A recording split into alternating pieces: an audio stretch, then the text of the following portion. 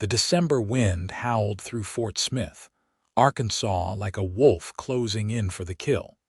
And Eleanor Preston knew her father was about to do something unforgivable as she watched him stumble into the Red River Saloon with nothing left to lose but her. It was 1878, and winter had descended upon the Arkansas frontier town with unusual ferocity. Snow piled against wooden buildings that had never been designed for such cold, and the frozen Arkansas River glittered in the moonlight like a sheet of broken glass. Eleanor stood outside the saloon, her worn shawl doing little to protect her from the bitter wind, her breath forming clouds in the frigid air. She had followed her father from their ramshackle cabin on the edge of town, knowing in her bones that tonight would change everything. Thomas Preston had been a good man once, before Eleanor's mother died of consumption 3 years ago. Before the bottle became his only companion and gambling his only occupation. At 22 years old, Eleanor had watched her father deteriorate from a respected ranch hand into a hollow-eyed drunk who could barely remember his daughter's name some mornings. She had tried to hold their small household together, taking in laundry and mending work, but Thomas always found ways to gamble away whatever meager earnings they scraped together. Tonight was different. She could feel it. Thomas had been muttering all evening about one last chance, one final game that would turn everything around. Eleanor knew better. Her father's luck had run out long ago, and with it, any semblance of good judgment. She pushed through the saloon doors, immediately hit by the warmth of the pot-bellied stove and the smell of whiskey, tobacco, and unwashed men. The Red River was packed tonight, cowboys and drifters seeking refuge from the unprecedented cold. Piano music jangled from the corner, competing with rough laughter and the clink of glasses. Eleanor scanned the smoky room, her hazel eyes searching for her father. She found him at a back table, hunched over a hand of cards. Across from him sat a man she had never seen before, though his reputation had arrived in Fort Smith 2 weeks prior. Pierce Mackenzie was a cowboy turned cattle buyer, a man who had driven herds from Texas to Kansas and back again, who had earned enough money to start buying up land and livestock for himself. He was 27 years old, tall and lean with dark hair that fell past his collar and eyes the color of winter sky. A scar cut through his left eyebrow, giving him a dangerous appearance that his otherwise handsome features might have softened. Eleanor's heart sank as she approached the table. 4 other men sat around it, but it was clear the real game was between her father and Pierce Mackenzie. The pile of money in the center was substantial, more cash than Eleanor had seen in months. Her father's side of the table was empty except for his cards. "Papa," she said softly, touching his shoulder. "It is time to go home." Thomas jerked away from her touch, not even looking up. "Not now, girl. I am about to win it all back." Pierce Mackenzie's gaze lifted to Eleanor for the first time. His expression was unreadable as he took in her appearance with what she could have sworn was a flash of recognition, though they had never met. Her dark blonde hair was pulled back in a simple braid, her dress patched and mended but clean, her face wind burned from the cold. She must have looked desperate, which was accurate enough. "Mr. Preston," Pierce said, his voice low and even with a hint of a Texas drawl, "perhaps you should listen to your daughter." "Mind your own damn business," Thomas snapped. "I've got something worth more than all that money. Something that will keep me in this game." Eleanor felt ice flood her veins. "Papa, no." But Thomas was already reaching into his coat pocket, pulling out a folded piece of paper. His hands shook as he smoothed it on the table. "This here is a deed, a contract, witnessed and legal. My daughter, Eleanor Preston, age 22, of sound body and mind. The winner of this hand gets her hand in marriage." The saloon did not fall silent at this pronouncement, but the men at the table certainly did. Eleanor felt her knees go weak. She grabbed the back of her father's chair to steady herself, unable to believe what she was hearing even though some part of her had known this moment was coming. "You cannot," she whispered. "Papa, please." "It is legal," Thomas insisted, addressing the other men. "All witness proper. She is my daughter and I have the right. Any man here would be lucky to have her. She can cook, clean, mend, all of it." One of the other players, a grizzled prospector named Dutch, pushed back from the table. "That is too rich for my blood, Preston. I am out." The other two men folded as well, leaving only Pierce Mackenzie still holding his cards. His jaw was tight, a muscle working beneath his skin. He looked at Eleanor again, and she saw something in his eyes she could not quite name. Anger, certainly, but also calculation and perhaps something gentler. "This is not right," Pierce said flatly. "You scared?" Thomas challenged, emboldened by whiskey and desperation. "Scared your hand is not good enough. Your daughter is not a piece of property to be wagered." "The law says different," Thomas shot back. "A father has rights." "You going to play or fold?" Eleanor wanted to run. She wanted to scream, but her legs would not move and her voice had abandoned her. This could not be happening. Not in 1878, not in Arkansas, not to her. But she knew her father was right about one terrible thing: the law would not protect her. A father had legal authority over his unmarried daughter, and while what Thomas was doing was morally reprehensible, it was not technically illegal. Pierce Mackenzie set down his cards face down. "If I win," he said slowly, "what happens to her? She is yours," Thomas said. "Wife, servant, whatever you want. The paper makes it legal. And if you win, then I take the pot and we forget this hand ever happened." Pierce looked at Eleanor for a long moment. She met his gaze, trying to read him, trying to understand what kind of man he was. She had heard he was fair in his business dealings, that he paid his workers well and treated his horses better than most men treated their families. But she had also heard he was dangerous when crossed, that he had killed 2 men in a gunfight in Abilene and walked away without a scratch. "Show me the document," Pierce said. Thomas handed over the paper with trembling fingers. Pierce read it carefully, his expression darkening. Eleanor could see he was looking for a way out, some legal loophole that would invalidate this insane wager. But Thomas, for all his faults, had been thorough. The document was properly witnessed by the town's notary, sealed and dated that very afternoon.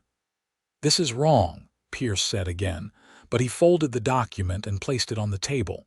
"You in or out?" Thomas demanded. Eleanor found her voice at last. "Please," she said to Pierce, "do not do this. Just walk away." Pierce looked at her and she saw genuine conflict in his winter blue eyes. "If I walk away," he said gently, "what do you think will happen? Your father will find another player. Maybe one who will not have any reservations about collecting his winnings." The truth of that hit Eleanor like a physical blow. She looked around the saloon at the other men watching this drama unfold. Most of them were decent enough fellows, hard-working cowboys and merchants.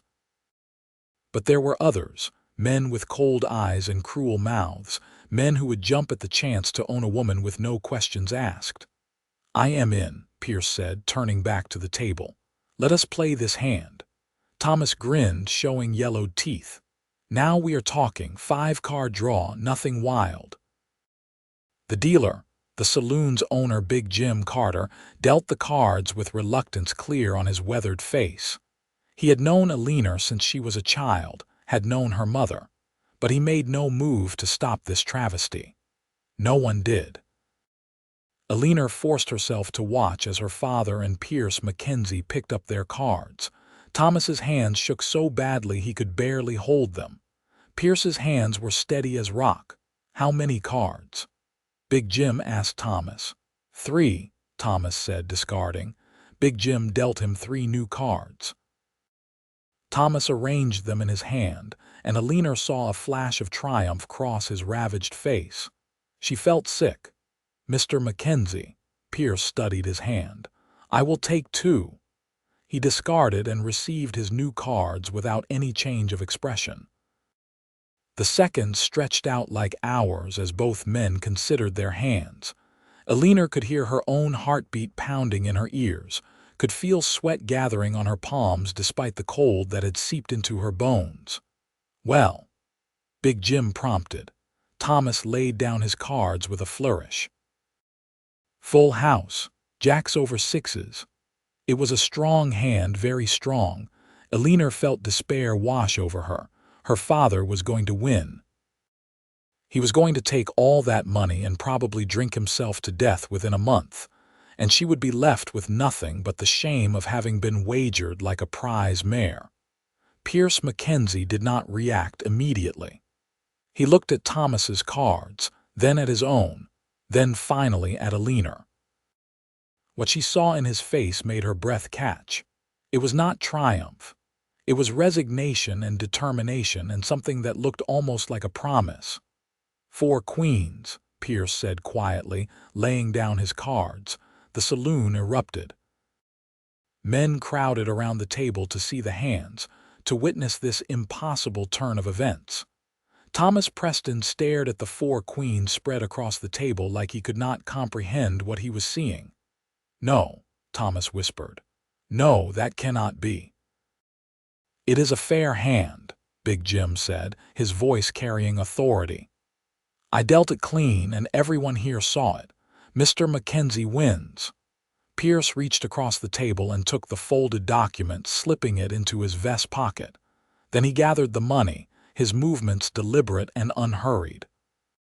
Thomas just sat there, all the life draining from his face as he realized what he had done. "You cannot take her," Thomas said, but there was no force behind the words. "She is my daughter." "You made the wager," Pierce said, standing up. His full height was imposing, well over 6 feet of muscle and controlled fury. "You put her up as the stakes, and I won. That is the end of it." He turned to Eleanor and offered his hand. "Madam, would you come with me, please?" Eleanor stared at his outstretched hand. Everything in her wanted to refuse, to run, to fight. But where would she go? Back to the cabin with her father, who had just tried to sell her to pay his gambling debts. Out into the frozen night with no money, no horse, no prospects. She took Pierce Mackenzie's hand. His fingers were warm and calloused, his grip steady.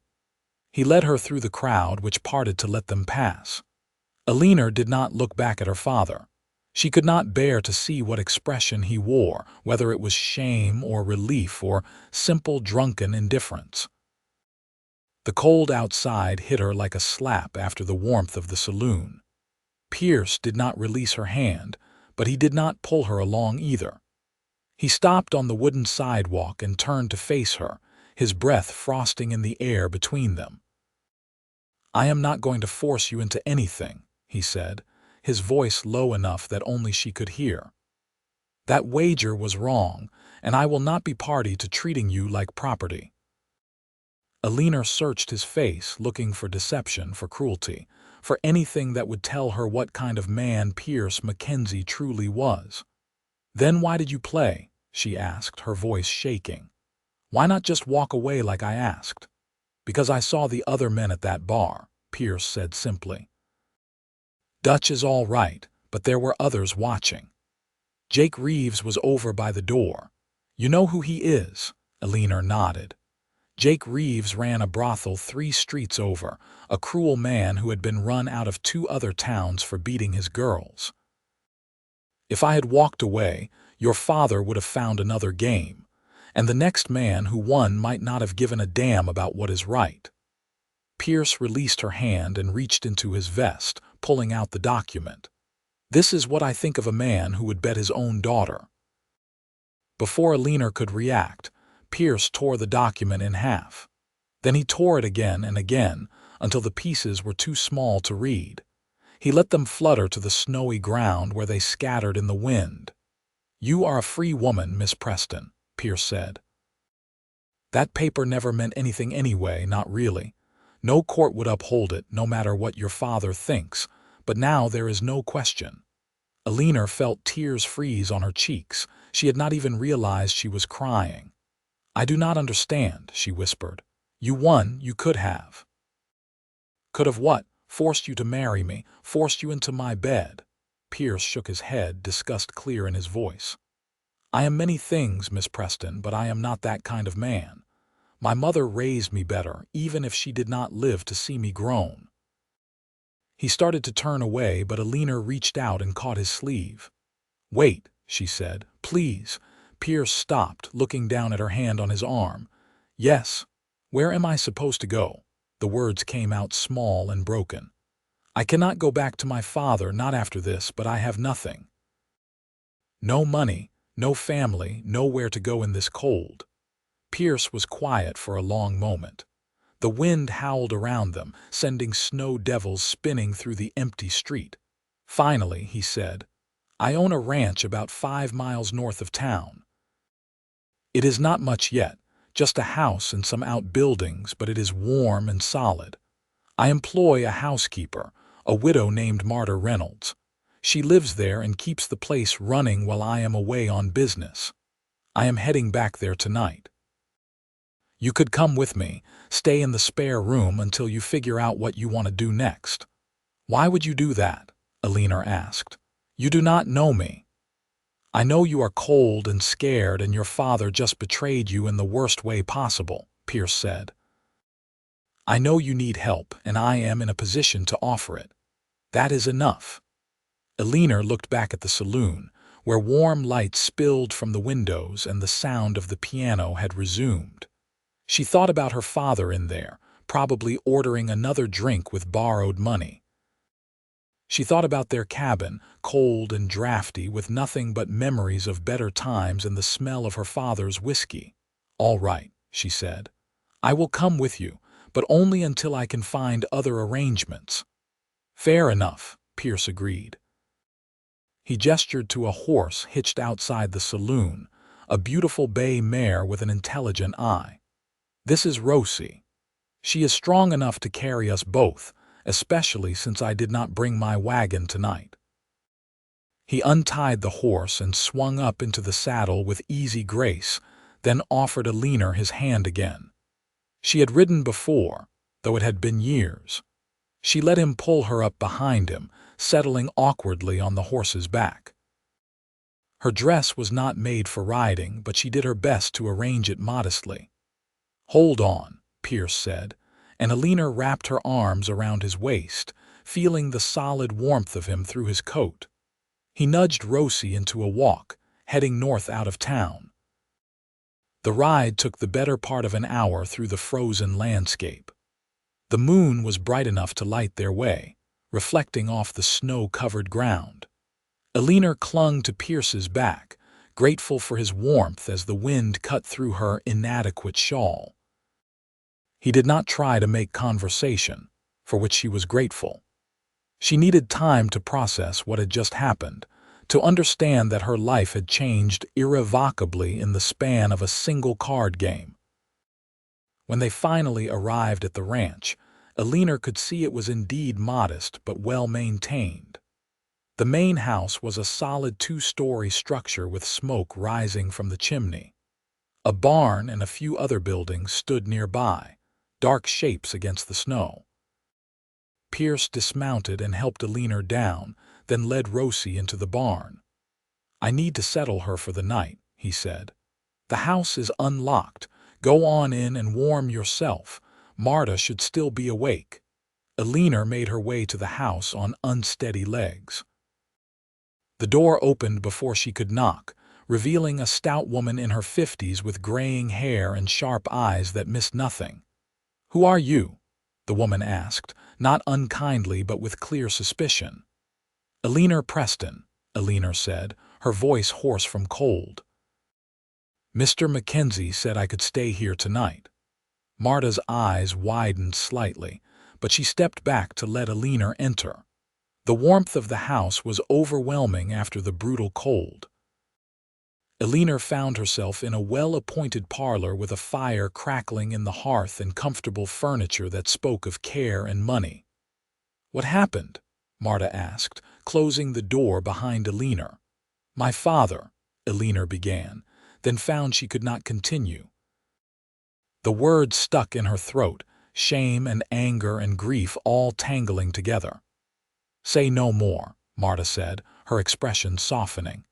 "Pierce will explain when he comes in.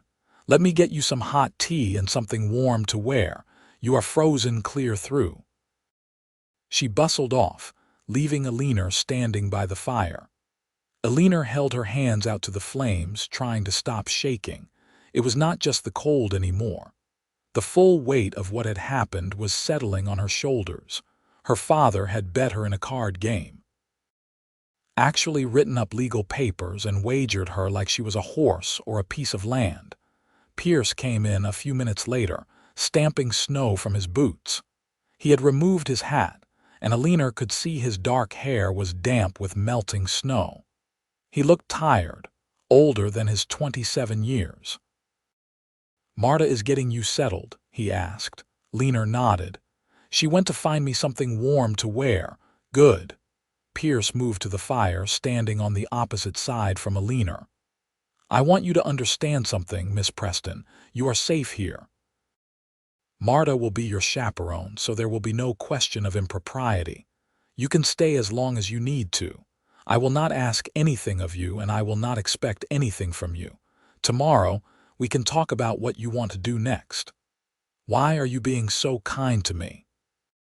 Eleanor asked, the question that had been burning in her chest finally emerging. "You could have won that game and forced me to honor that terrible document, or you could have walked away and let someone else win. But instead you played, you won, you destroyed the paper, and now you are offering me shelter. I do not understand." Pierce looked into the fire, his profile outlined in flickering orange light. "5 years ago," he said slowly, "I was in San Antonio. I met a woman there, a beautiful woman who seemed to genuinely care about me. I was young and stupid and thought I was in love. Turned out she was working with her brother, a con man. They got me drunk, got me to sign papers I did not read. I woke up the next morning to find I had signed over half my herd to her brother as payment for her hand in marriage." Eleanor listened, fascinated despite herself.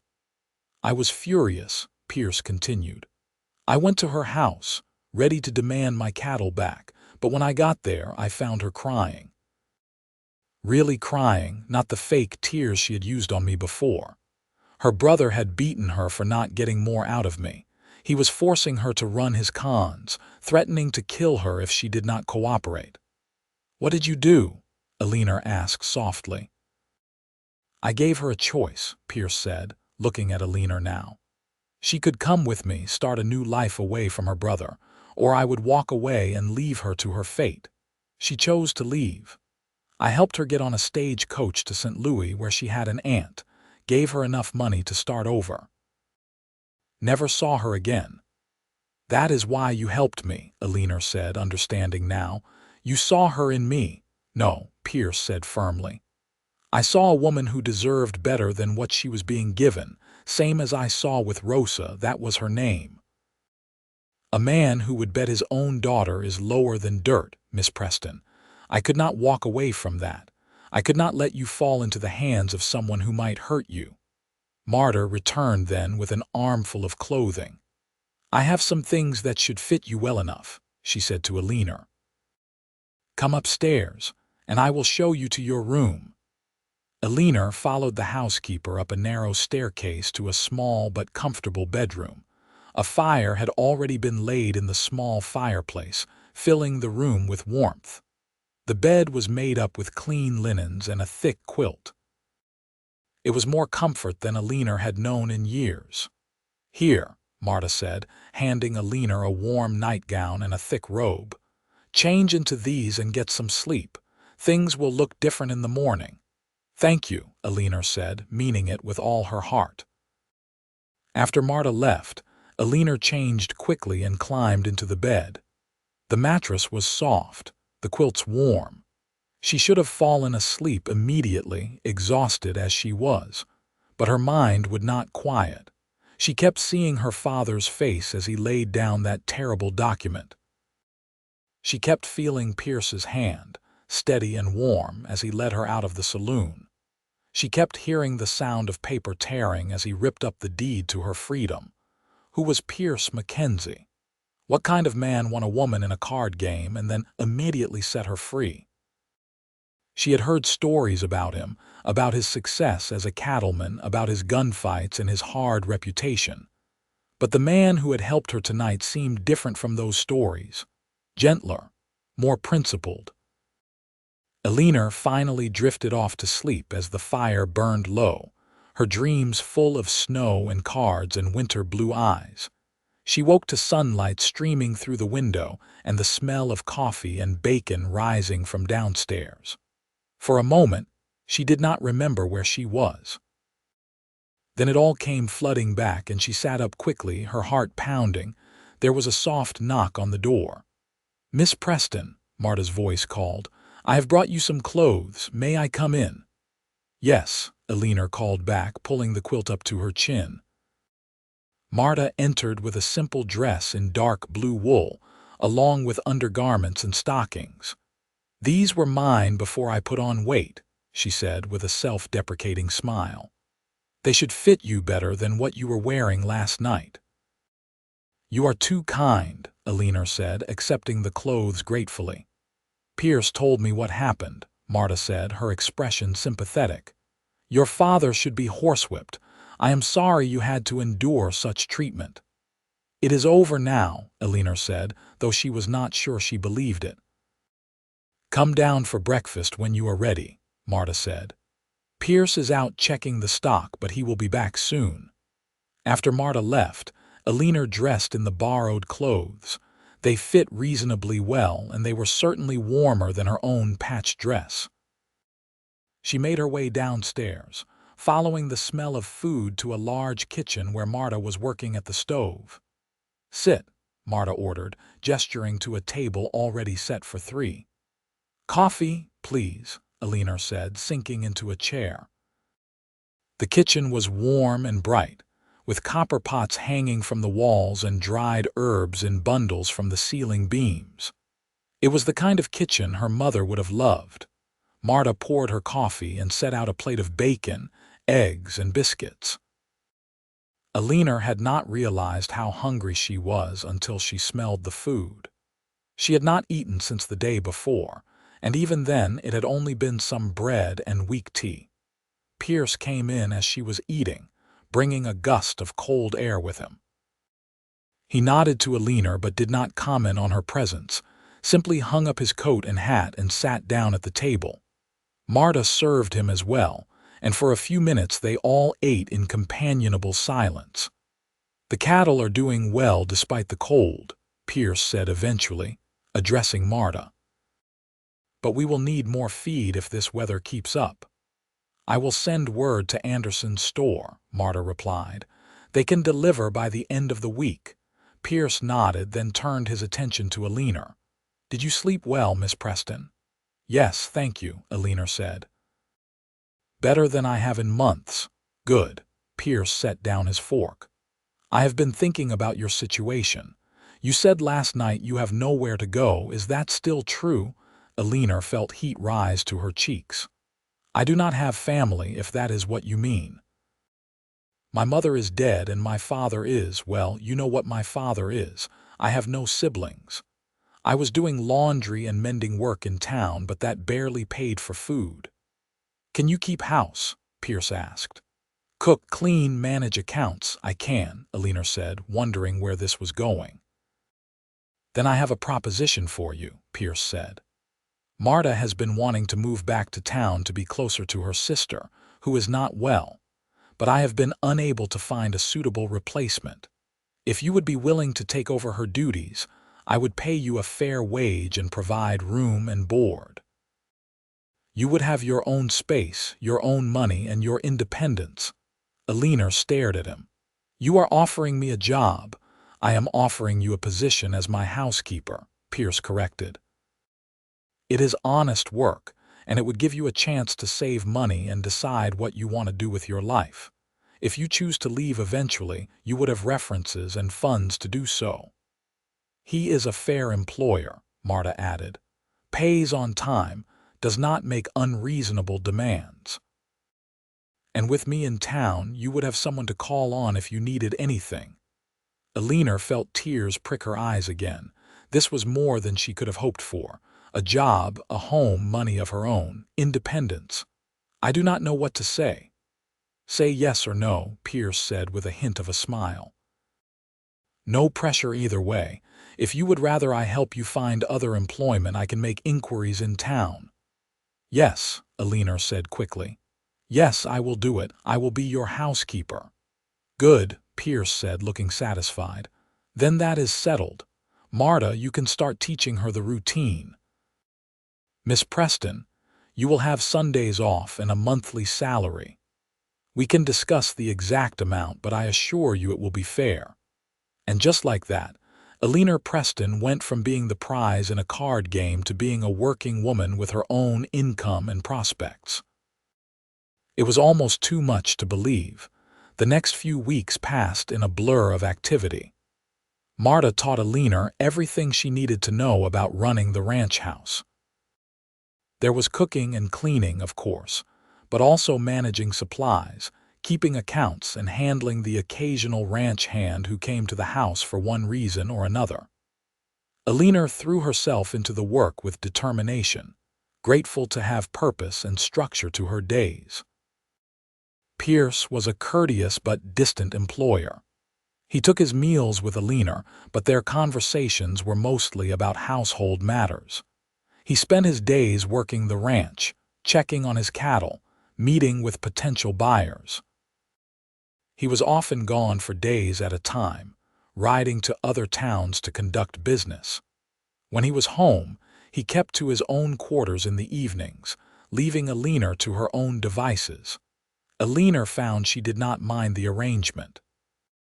She was still processing what her father had done, still coming to terms with how her life had changed. Having space to think, to work, to simply be, was exactly what she needed. But as January turned to February and the brutal cold began to ease slightly, Eleanor found herself noticing things about Pierce Mackenzie that she had not allowed herself to see before. The way he was gentle with his horses, talking to them softly as he worked. The way he always thanked her for meals, never taking her work for granted. The way his eyes crinkled at the corners when he smiled, which was rare but genuine when it happened. She noticed, too, that he was alone. No wife, no sweetheart, no family that she knew of. He was building an empire here in Arkansas, buying up land and cattle, making a name for himself. But he was doing it all by himself. One evening in late February, a massive storm rolled in. The wind howled so fiercely that Eleanor worried it would tear the roof off the house. Rain lashed the windows and thunder cracked so loudly it shook the walls. Eleanor was in the kitchen, checking to make sure the fire was damped properly, when Pierce came in soaked to the skin. One of the horses got out, he said, water streaming from his coat. I got her back in the barn, but it took longer than I expected. You are dripping all over my clean floor, Eleanor said, but there was no heat in her words. Get those wet things off before you catch your death. Pierce smiled at her scolding tone. Yes, madam. He stripped off his coat and hat, hanging them by the door. But his shirt was soaked through as well, clinging to his broad shoulders and chest. Eleanor found herself staring before she caught herself and turned away, heat flooding her face. I will get you some towels, she said, fleeing to the linen closet. When she returned, Pierce had removed his shirt and was standing by the fire in just his undershirt, which was also damp. Eleanor handed him the towels without meeting his eyes. Thank you, he said, his voice amused. I did not mean to scandalize you, Miss Preston. You did not, Eleanor said, keeping her gaze firmly on the floor. I am simply concerned you will get sick. I have been through worse storms than this, Pierce said, toweling off his hair. Once, driving cattle through Kansas, we hit a twister. Lost 3 men and half the herd. This is nothing. Eleanor looked up at him then, curiosity overcoming her embarrassment. You must have seen so much, she said. Traveling all over, driving cattle, it sounds exciting. Exciting is one word for it, Pierce said dryly. Terrifying, exhausting, and occasionally deadly are others. He paused, studying her face. Have you ever wanted to travel, Miss Preston? See what is beyond Fort Smith? I have never had the chance, Eleanor admitted. I have lived here my whole life. The farthest I have ever been is Little Rock, and that was when I was a child. There is a whole world out there, Pierce said softly. Mountains that touch the sky, deserts that go on for days, oceans so vast you cannot see the other side. Someday, maybe you will get to see it. Maybe, Eleanor said, though she did not believe it. Women like her did not get to travel and see the world. They stayed in one place, did their work, and counted themselves lucky if they had a roof over their heads and food in their bellies. But something in Pierce's words, or perhaps in the way he looked at her when he said them, made her heart ache with longing for things she had never dared to want. The storm raged all night. Eleanor lay in her bed, listening to the thunder and the howling wind, thinking about Pierce Mackenzie and the life he had lived, thinking about the kindness he had shown her, the respect he gave her, thinking about how safe she felt in his house, how comfortable she had become in their quiet domestic routine. She was starting to have feelings for him, she realized. Real feelings, not just gratitude or admiration. She looked forward to their meals together, to the rare conversations they shared. She found herself watching for him to come home when he had been away. She noticed the small things about him, like the way he rubbed the scar through his eyebrow when he was thinking, or the way he hummed tunelessly when he thought no one was listening. It was foolish, she told herself. Pierce saw her as an employee, nothing more. He had made that clear by maintaining appropriate distance, by never overstepping the bounds of propriety. He had saved her from a terrible fate, given her a job and a home, but that did not mean he had any romantic interest in her. Besides, what did she have to offer a man like Pierce Mackenzie? She was just a woman whose father had tried to bet her away. She had no education beyond what her mother had taught her, no skills beyond housekeeping. Pierce could have any woman he wanted, someone with money or connections, or at least a family that was not completely disgraced. Eleanor forced herself to stop thinking about it and eventually fell into a restless sleep. The next morning the storm had passed, leaving the world washed clean and bright. Eleanor came downstairs to find Pierce already in the kitchen, making coffee. "I hope you do not mind," he said when he saw her. "I woke early and thought I would get a start on the day." "It is your house," Eleanor said, moving past him to start breakfast. "You can make coffee whenever you like." They worked in companionable silence, Eleanor cooking while Pierce set the table. It felt domestic in a way that made Eleanor's chest tight. This was what a marriage might feel like, she thought. Two people sharing space and tasks, comfortable with each other's presence. "Miss Preston," Pierce said suddenly, breaking the silence. "There is something I need to tell you." Eleanor's heart jumped into her throat. "What is it?" "I am going to be leaving tomorrow for about 2 weeks," Pierce said. "I have business in Little Rock and then in Memphis. I need to meet with some buyers and arrange for the spring cattle drive." "Oh," Eleanor said, surprised by how disappointed she felt. "Of course. I will make sure everything is ready for your trip." "That is not all," Pierce continued. He was looking at her intently now, his winter blue eyes serious. "I wanted to ask if you would like to come with me, to Little Rock at least. You said you have not been there since you were a child. I thought you might enjoy seeing it again." Eleanor nearly dropped the pan she was holding. "Come with you." As my employee, Pierce clarified quickly. Completely respectable. We would take separate rooms at the hotel, and you would be free to explore the city while I conduct my business. I just thought, well, you have been working hard and you deserve a chance to see something beyond this ranch. Eleanor's mind raced. Travel to Little Rock with Pierce. Stay in a hotel. See the city.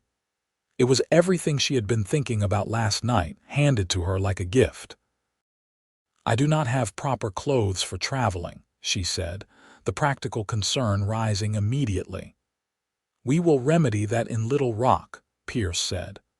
I will advance you the funds and you can pay me back from your salary if you wish. Or consider it a bonus for the excellent work you have been doing.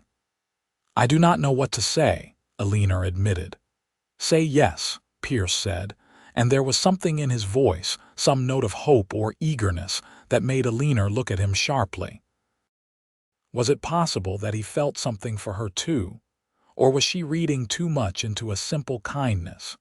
Yes, Eleanor said, deciding to take the risk. I would like to come with you to Little Rock. Pierce's face broke into a genuine smile, the kind that transformed his usually serious features. Good, he said. We leave tomorrow at dawn. They left the next morning as planned, taking Pierce's wagon and his 2 best horses. The weather had turned milder with the first hints of spring in the air. Eleanor wore her best dress, which was still the borrowed one from Marta, and carried a small bag with her few belongings. The journey to Little Rock took 3 days. They traveled during the day and stayed at roadhouses at night, always taking separate rooms as Pierce had promised. During the long hours on the road, they talked more than they ever had before. Pierce told her about his childhood in Texas, about his mother who had died when he was 12, and his father who had drunk himself to death 2 years later. He told her about learning the cattle business from the ground up, about the hard years and the good years, about the men he had known and the places he had seen. Eleanor told him about her own childhood, about her mother's gentle nature and her father's slow decline after her death. She told him about the struggle to keep their household running, about the shame of poverty in a small town where everyone knew everyone else's business. I used to dream about leaving, Eleanor admitted as they crossed the Arkansas River on the ferry. Just packing a bag and disappearing, starting over somewhere new where no one knew me or my father. Why did you not? Pierce asked. Fear, mostly, Eleanor said honestly. And I suppose loyalty, as misplaced as that might have been. He was still my father even when he was at his worst. I kept hoping he would change, that he would become the man he used to be. But he did not, Pierce said quietly. No, Eleanor agreed. He did not. And now I suppose I am free of that hope. There is nothing left to wait for. Pierce was quiet for a long moment. Then he said, I am glad you are free of it. You deserve better than to spend your life waiting for someone else to change. They arrived in Little Rock on a bright March afternoon. The city was bustling with activity, much larger and more sophisticated than Fort Smith. Eleanor stared in wonder at the tall buildings, the crowded streets, the shops full of goods she had never seen. Pierce took them to a respectable hotel and got them adjoining rooms, just as he had promised. Then he gave Eleanor money for shopping. Buy yourself some proper traveling clothes, he said, and anything else you need. I will be meeting with buyers for most of tomorrow, so you will have time to explore. Eleanor wanted to protest, to say it was too much, but she could see Pierce would not take no for an answer. So she thanked him and set out to explore Little Rock. She found a dressmaker who sold ready-made clothing as well as custom pieces. With the dressmaker's help, Eleanor selected 2 new dresses, one for everyday wear and one slightly finer for special occasions. She also bought new undergarments, stockings, a warm cloak, and a bonnet. The cost was more than she had ever spent on clothing in her life, but Pierce had given her more than enough. That evening, she and Pierce had dinner in the hotel dining room. Eleanor wore her new dress, a deep green wool that brought out the color of her eyes. Pierce, dressed in a fine suit she had not seen before, stood when she entered the dining room, his eyes widening slightly. "You look beautiful," he said simply. Eleanor felt heat rush to her cheeks. "Thank you." "The dress is lovely." "It is not the dress," Pierce said, pulling out her chair for her, "but you are welcome nonetheless." Over dinner, they talked about Eleanor's shopping expedition, about the city, about everything and nothing. Eleanor felt something shifting between them, some barrier coming down. Pierce was looking at her differently now, not as his employee but as a woman. And Eleanor was allowing herself to look back, to see not just her employer but a man she was growing to care for deeply. After dinner, Pierce walked her back to her room. He stopped at her door, standing perhaps closer than was strictly proper. "Eleanor," he said, using her first name for the first time. "May I call you Eleanor?" "Yes," she whispered. "And may I call you Pierce?" "I wish you would," he said. His hand came up to cup her cheek, his thumb brushing her skin with infinite gentleness. "I need to tell you something." "What is it?" Eleanor's heart was pounding so hard she was sure he could hear it. "That night in the saloon," Pierce said slowly, "when I saw your father put down that document, I was furious, disgusted. But when I looked at you, when I saw your face, I felt something else too, something I had not felt in a very long time." "What did you feel?" Eleanor asked, barely breathing. "Hope," Pierce said, "and desire, and the absolute certainty that I could not let another man win you, not because I wanted to own you, but because I wanted the chance to know you, to see if what I felt in that moment could grow into something real." Eleanor's breath caught. "Pierce." "I know this is complicated," Pierce continued. "I know I am your employer, that you might feel obligated or pressured. That is why I have tried to keep my distance, to give you space and time. But Eleanor, I cannot pretend anymore that I see you only as my housekeeper.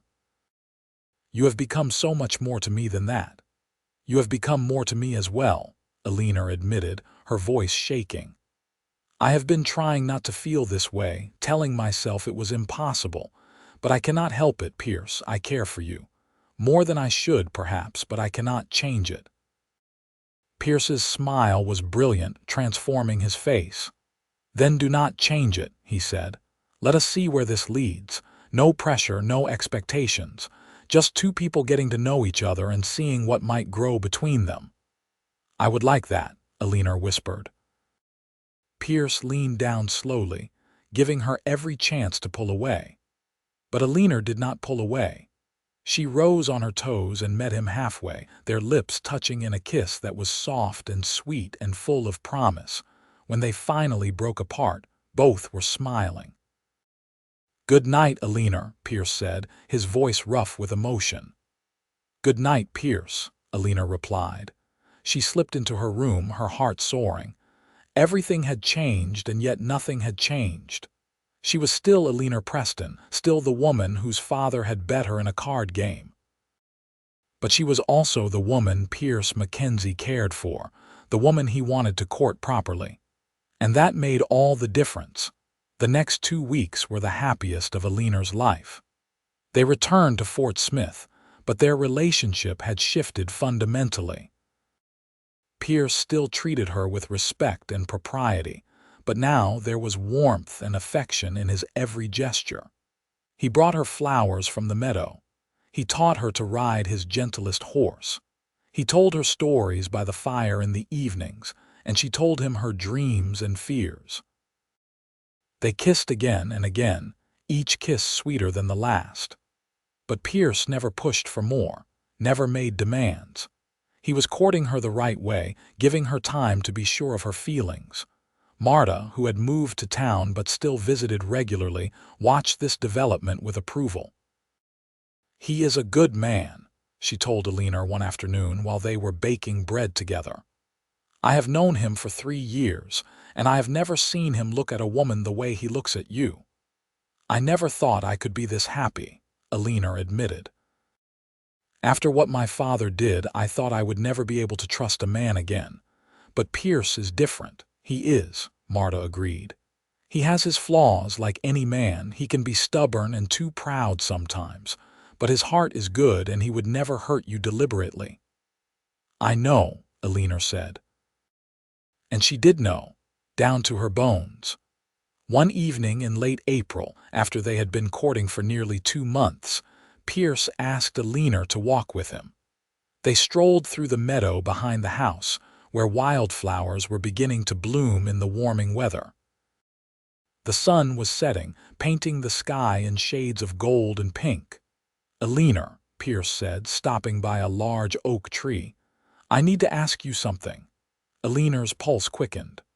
What is it? Pierce took her hands in his, looking down at her with those winter blue eyes she had come to love. I know we have not been courting long, he said. And I know the circumstances of how we met were not conventional, but Eleanor, I have never been more certain of anything in my life. I love you. I love your strength and your kindness and your courage. I love the way you hum while you work and the way you laugh when something truly amuses you. I love everything about you, and I want to spend the rest of my life showing you how much. Tears were already streaming down Eleanor's face. Pierce. Eleanor Preston, Pierce said, dropping to one knee. Will you marry me? Not because of some terrible bet, not because you owe me anything, but because you choose to. Because you want to build a life with me the way I want to build a life with you. Yes, Eleanor sobbed, pulling him to his feet. Yes, Pierce, I will marry you. I love you too. I have loved you for weeks now, maybe even from that first night when you tore up that horrible document and gave me my freedom. Pierce kissed her then, deep and passionate, pouring all his love and devotion into the embrace. Eleanor kissed him back with equal fervor, her heart so full she thought it might burst. When they finally broke apart, both were laughing and crying at the same time. I do not have a ring yet, Pierce admitted. I wanted to ask you first, make sure you would say yes before I went to the jeweler. I do not need a ring, Eleanor said. I just need you. You will have both, Pierce promised. We will go to town tomorrow and pick one out together. They were married 6 weeks later in June of 1878 in the small church in Fort Smith. Marta stood as Eleanor's witness, and one of Pierce's ranch hands stood as his. It was a small ceremony, but it was perfect. Eleanor wore a new dress of white lace that Pierce had insisted on buying for her, and she carried wildflowers from the meadow where Pierce had proposed. Thomas Preston was not invited to the wedding. Eleanor had not seen her father since that terrible night in the saloon. She had heard he was still in town, still drinking and gambling, but she had no desire to seek him out. He had made his choice when he bet her in that card game, and she had made hers when she accepted Pierce's help still. As she stood at the altar with Pierce, promising to love and cherish him for the rest of her life, Eleanor felt a pang of sorrow for what might have been. If her father had been a different man, if her mother had lived, if circumstances had been different, this day might have been a celebration for her whole family. But she pushed the sadness away. She had Pierce now and Marta, and a future full of hope and love. After the ceremony, they held a small reception at the ranch. A few neighbors came, along with some of Pierce's business associates and the ranch hands who worked for him. There was food and music and dancing. Eleanor felt like she was floating, everything too perfect to be real. As the sun set and the guests began to leave, Pierce took Eleanor's hand and led her into their house. Their house, she thought with wonder, not his house or her workplace, but their shared home. Are you happy? Pierce asked, pulling her close. Happier than I ever imagined I could be, Eleanor said honestly. You saved me, Pierce, not just that night in the saloon, but every day since. You gave me my life back. You saved me too, Pierce said, his voice serious. I was building an empire here, but I was doing it alone. I had money and land and cattle, but no one to share it with. You gave me a reason to come home at night. You gave me a future worth building." They kissed, and this time when Pierce led her upstairs to the bedroom they would now share, Eleanor went willingly, her heart full of love and trust. Their wedding night was tender and passionate. Two people coming together as equals, as partners, as husband and wife. The months that followed were full of joy and hard work. Eleanor continued to manage the household, but now as the lady of the house rather than just the housekeeper. She worked alongside Pierce, helping him build their ranch into something truly impressive. She learned about cattle and horses, about buying and selling, about the business side of ranching. Pierce was an excellent teacher, patient and encouraging. He valued Eleanor's opinions and often sought her counsel on major decisions. They were true partners in every sense of the word. In the fall, Eleanor discovered she was pregnant. She was nervous to tell Pierce, afraid of how he might react, but his joy was unmistakable. "A baby," he kept saying, his hand on her still flat stomach. "We are going to have a baby." "Are you happy?" Eleanor asked. "Happy does not begin to cover it," Pierce said, kissing her deeply. "You have given me everything, Eleanor, everything I ever wanted." Their son was born in May of 1879, a healthy boy with his father's dark hair and his mother's hazel eyes. They named him Peter Thomas Mackenzie, the middle name a gesture of forgiveness toward Eleanor's father, though Thomas Preston would never know it. He had died that winter, drinking himself to death just as Pierce's father had done. Eleanor had grieved, not for the man he had become, but for the father she had lost long before his actual death. Baby Peter was a delight, a happy child who smiled early and often. Pierce was a devoted father, spending every moment he could spare with his son. Eleanor watched her husband cradle their baby and felt her heart overflow with love. 2 years later, their daughter was born, a tiny girl with blonde hair and blue eyes. They named her Margaret Rose Mackenzie, called Maggie from the start. She was fiercer than her brother, more determined and willful. Eleanor saw herself in Maggie and loved her all the more for it. The ranch prospered under Pierce and Eleanor's joint management. They bought more land, built new barns and outbuildings, hired more hands. Pierce's reputation as a fair and honest businessman grew, and their cattle were sought after throughout Arkansas and beyond. But more important than the material success was the love that filled their home. Eleanor made sure their children knew they were wanted and cherished. She told them stories, taught them to read, instilled in them values of kindness and hard work. Pierce taught them to ride, to understand animals, to see the beauty in the land around them. On their 5th wedding anniversary, Pierce surprised Eleanor with a trip to St. Louis. They left the children with Marta, who doted on them as if they were her own grandchildren, and traveled north. It was Eleanor's first time seeing a truly large city, and Pierce delighted in showing her everything. They stayed in a grand hotel, ate at fine restaurants, went to the theater. It was magical, a second honeymoon that reminded them both of how far they had come from that frozen night in the saloon. On their last evening in St. Louis, they walked along the Mississippi River, watching the steamboats and the sunset. "You ever think about that night?" Eleanor asked, leaning against Pierce's solid warmth. "The card game, sometimes," Pierce admitted, "but not the way you might think. I do not think about the horror of it or your father's betrayal. I think about how it brought you to me, how one terrible moment led to everything good in my life." "I think about it too," Eleanor said. "I used to be angry about it, about what my father did, but now I am just grateful. Grateful that you were there, that you won, that you tore up that paper and gave me a choice." "You gave me a choice too," Pierce said, turning to face her. "You chose to trust me, to give me a chance to love me despite everything.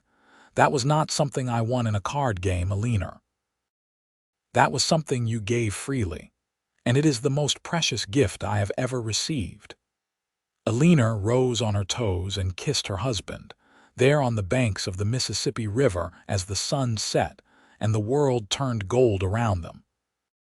She thought about the scared girl she had been, watching her father walk into that saloon. She thought about the woman she had become, strong and loved and free. "I love you, Pierce Mackenzie," she said. "And I love you, Eleanor Mackenzie," Pierce replied. "Always and forever." They returned home to Arkansas, to their children and their ranch, and the life they had built together. The years continued to pass, bringing both joys and sorrows as all lives do. They had one more child, another son they named James, who grew to be tall like his father and gentle like his mother. Peter grew into a responsible young man who took to ranching like he was born for it. Maggie became a skilled horsewoman with dreams of breeding the finest horses in Arkansas. James, the youngest, showed an aptitude for numbers and business that promised to take the ranch to even greater heights.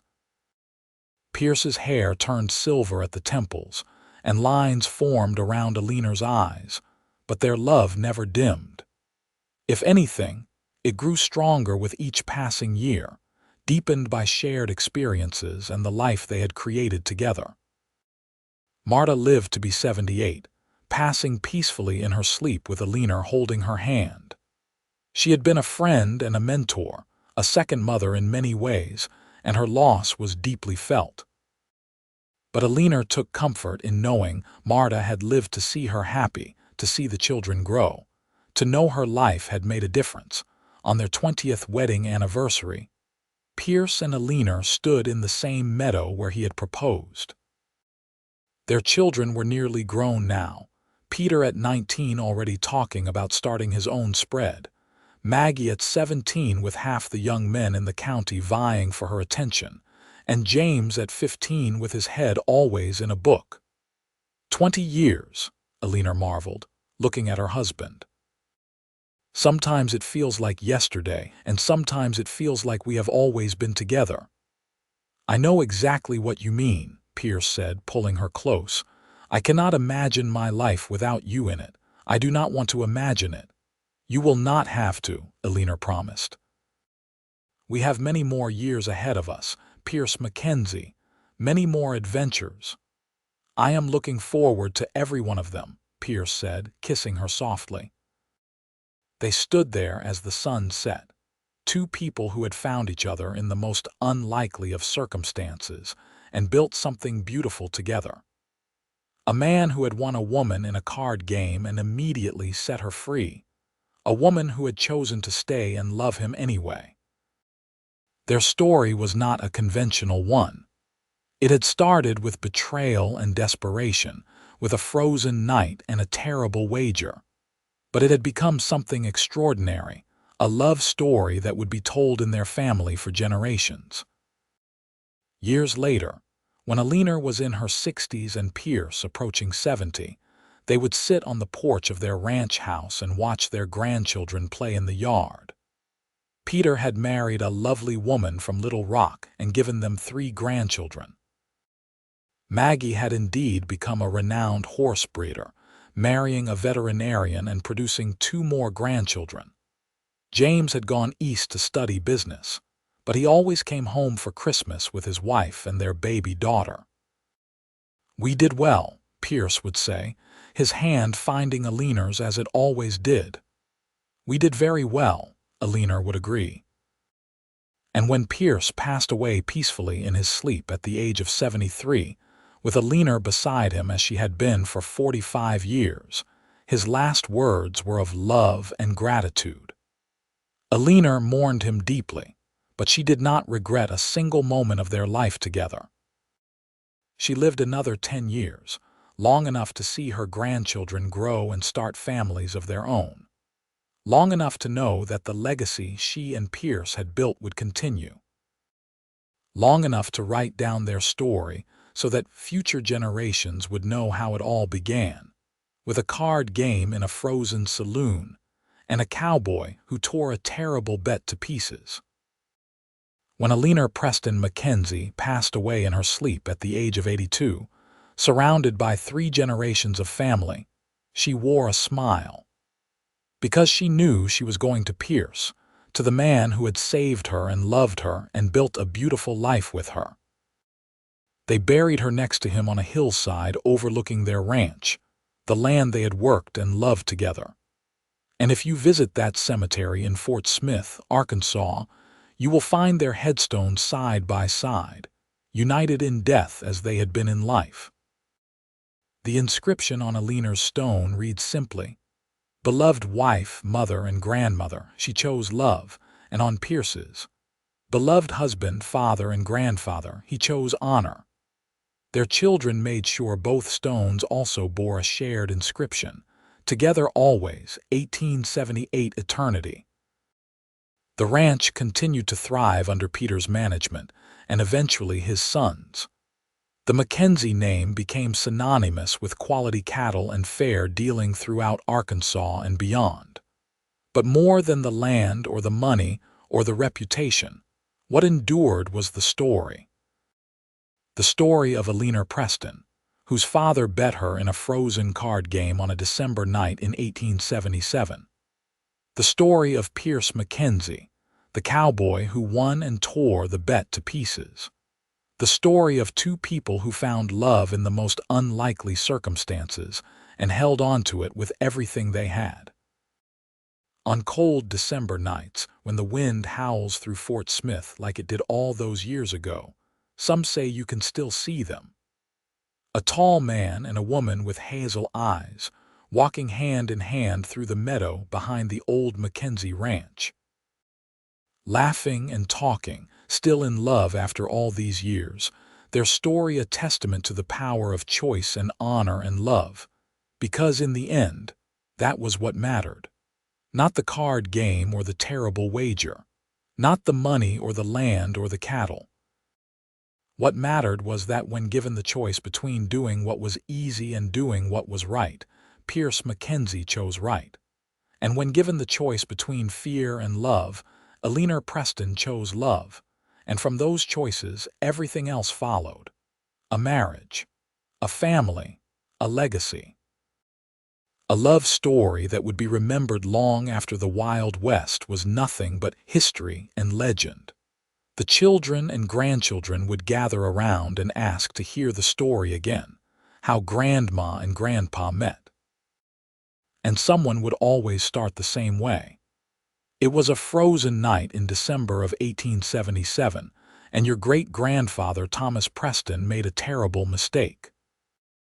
The youngest children would listen with wide eyes as the story unfolded, the card game and the wager and the cowboy who won and immediately tore the bet to pieces. They would cheer when Pierce proposed in the meadow. They would sigh happily when Eleanor said yes. And the older relatives would share knowing looks because they understood the real magic of the story. It was not just about romance or adventure or even the Wild West. It was about the transformative power of one good choice, one moment of integrity, one act of kindness. Pierce Mackenzie could have claimed his prize that night. He had won fairly, and the law would have backed him up. But he chose instead to give Eleanor her freedom, to treat her with respect, to earn her love rather than demand it. And Eleanor, who could have run far away from Fort Smith and never looked back, chose instead to stay, to trust, to open her heart to a man who had shown her what honor looked like. From those choices came everything else. Peter and Maggie and James, the grandchildren and great-grandchildren. The ranch that still bore the Mackenzie name well into the 20th century. The love that had filled that house for decades. On the 100-year anniversary of Pierce and Eleanor's wedding, their great-great-grandchildren held a celebration at the old ranch, which was now a historic site. They read from Eleanor's journals, which she had kept faithfully throughout her life. They shared photographs and heirlooms and stories passed down through the generations. and they raised a toast to the cowboy and the woman whose father had bet her in a card game, to the love that had survived and thrived against all odds, to the power of choosing right over easy, love over fear, honor over expedience. The ranch house still stood, carefully preserved, a monument to a different time. Visitors could tour it and see the kitchen where Eleanor had cooked, the parlor where Pierce had read to his children, the bedroom where 5 generations of Mackenzies had been born. But more than the physical structure, what endured was the story itself. It had been written down, passed along, treasured by family and eventually by historians interested in the real lives of people in the Old West. Because this was not a story about gunslingers or outlaws or cattle rustles. It was a story about ordinary people facing extraordinary circumstances with grace and integrity.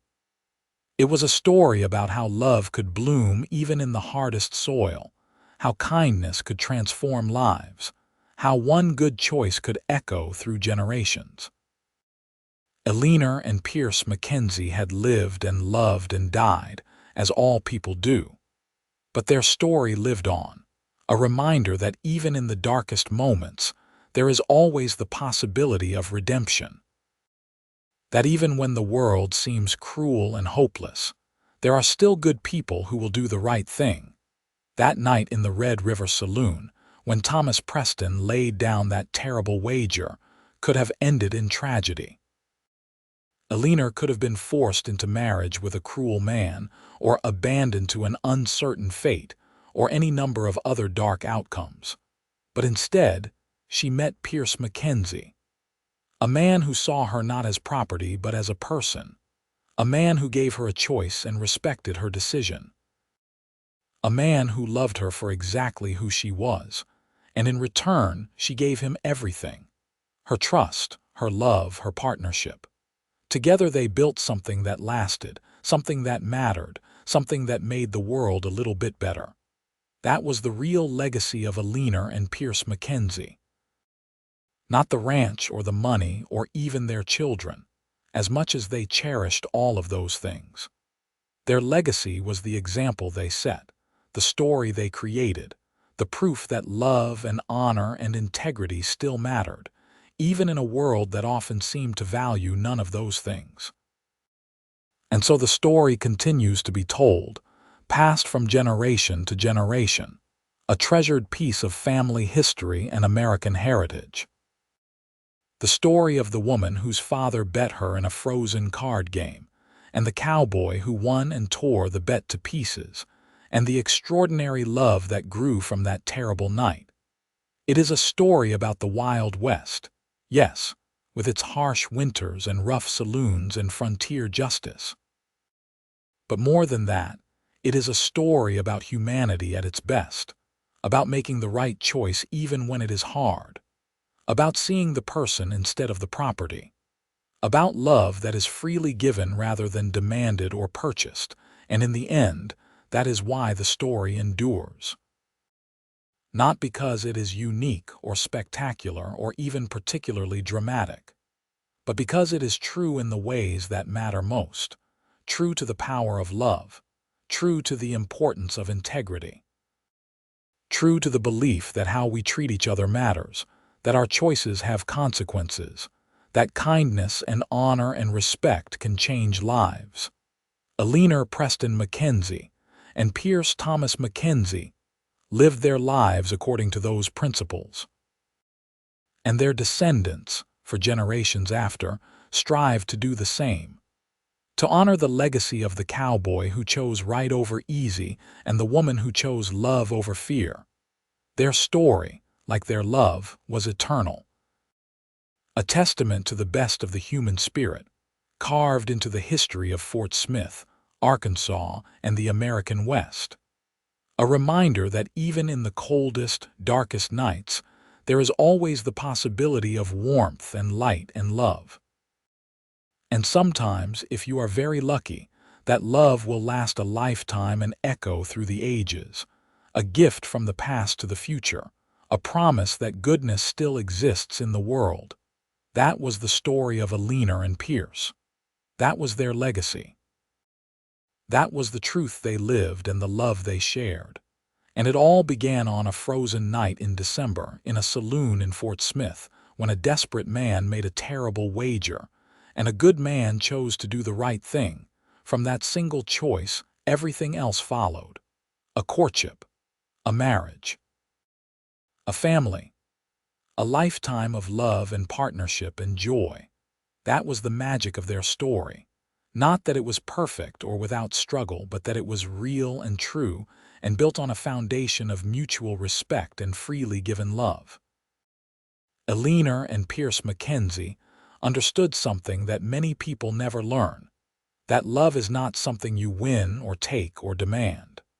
Love is something you earn through your actions, through your choices, through how you treat the person you claim to love. And they spent 45 years proving that truth, every single day of their marriage. Through good times and hard times, through joy and sorrow, through all the ordinary moments that make up a life. They proved it in the way Pierce always consulted Eleanor on business decisions, valuing her intelligence and insight. They proved it in the way Eleanor supported Pierce's ambitions while pursuing her own interests. They proved it in how they raised their children to be kind and strong and independent. They proved it every morning when they woke up next to each other and chose, once again, to love and honor each other. Every evening when they sat together and talked about their day. Every moment in between, when their hands would find each other or their eyes would meet across a room. That was love. Not a prize to be won in a card game, but a choice made over and over again, day after day, year after year. And their descendants, who inherited not just their land and their name, but their values and their story, carried that understanding forward. The Mackenzie family became known not just for their success, but for their integrity, for how they treated their workers and their neighbors, for the values Eleanor and Pierce had instilled in them.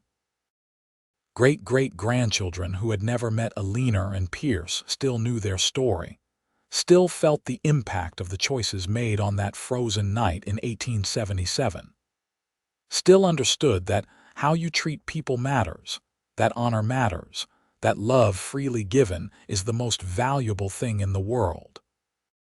And so the story lives on, as real and relevant today as it was over a century ago. A reminder of what the Old West was really like, beyond the myths and legends. A testament to the real people who lived and loved and built lives in that harsh but beautiful time and place. The story of Eleanor Preston, whose father tried to bet her away and lost her forever in the process. The story of Pierce Mackenzie, who won a woman in a card game and immediately gave her the freedom to choose her own path. The story of two people who found each other against all odds and built something beautiful together. It is a love story, yes, but it is also a story about integrity, about doing the right thing even when it is hard, about treating people with dignity and respect, regardless of the circumstances. It is, in short, a story worth remembering, worth telling, worth passing down through the generations as a reminder of who we can be at our best. And somewhere, perhaps in whatever comes after this life, Eleanor and Pierce are together still, walking hand in hand through fields of wildflowers, laughing and loving as they did in life. Together always, as their headstone promises.